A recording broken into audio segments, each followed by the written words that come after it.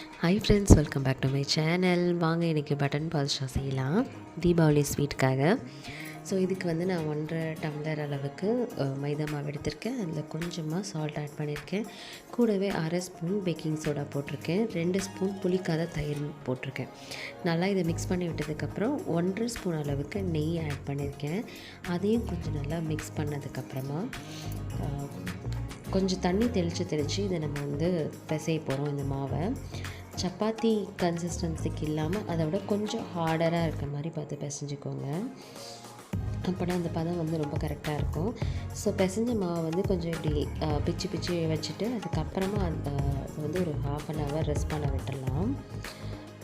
இந்த டைமில் என்ன பண்ணலான்னா நம்ம சுகர் சிரப் ரெடி பண்ணிடலாம். இதுக்கு வந்து நம்ம எந்த கப்பில் மாவு எடுத்தோமோ அதில் 1/2 ரேஷியோவுக்கு சக்கரை எடுத்துகிட்டு அதில் பாதி டம்ளர் அளவுக்கு தண்ணி ஊற்றிருக்கேன். ஊற்றி பிசுக்கு பதம் வர அளவுக்கு எடுத்து வச்சாச்சு. இதுக்கு அடுத்தது நம்ம இருந்த மாவில் வந்து குட்டி குட்டி பால்ஸ் மாதிரி போட்டுட்டு ஜஸ்ட்டு நடுவில் ஒரு ப்ரெஸ் மட்டும் கொடுத்தா போதும்.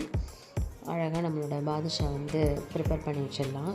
இப்போ வந்து நெக்ஸ்ட்டு என்ன பண்ண போகிறோன்னா இதை வந்து பொரிச்சு எடுக்கணும். அதுக்கு வந்து கடாயில் எண்ணெய் ஊற்றிட்டு கை பொறுக்கிற சூடளவு இருந்தால் போதும். ரொம்ப சூடாக வேண்டாம். ஆயில் வந்து கை பொறுக்கிற சூடு இருந்தால் போதும். சிம்மில் வச்சுட்டு இந்த பாதுஷாலாம் உள்ளே போட்டுடலாம். போட்டதுக்கப்புறம் அதுவே கொஞ்சம் வெந்ததுக்கப்புறமா மேலே எலும்பி வரும். அந்த டைமில் நம்ம அதை திருப்பி விட்டால் போதும். அது வரைக்கும் இதை வந்து டச் பண்ண வேண்டாம். கொஞ்ச நேரத்தில் அதுவே மேலே வர ஆரம்பிச்சிடும். ஸோ பார்த்திங்கனாலே தெரியும், அழகாக மேலே வந்துடுச்சு. இப்போ நம்ம திருப்பி விட்டுக்கலாம். இதை விட்டதுக்கப்புறமா ஸ்டவ்வை வந்து மீடியம் ஃப்ளேமில் வச்சுட்டு கொஞ்சம் நேரம் விட்டிங்கன்னா அழகாக சூப்பராக ப்ரௌனிஷாக பாதுஷா ரெடி ஆகிடும்.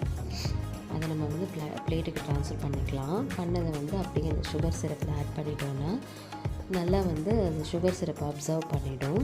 இது நீங்கள் ஒரு 4 to 5 hours வச்சாலும் ஓகே, இல்லை நைட்டு பண்ணிவிட்டு காலையில் எடுத்து சாப்பிட்டாலும் ஓகே. நல்லா ஊறிட்டுருக்கும். ஸோ இந்த ரெசிபி பிடிச்சிருந்தால் லைக் பண்ணுங்கள், ஷேர் பண்ணுங்கள், சப்ஸ்கிரைப் பண்ணுங்கள். ஹாப்பி தீபாவளி.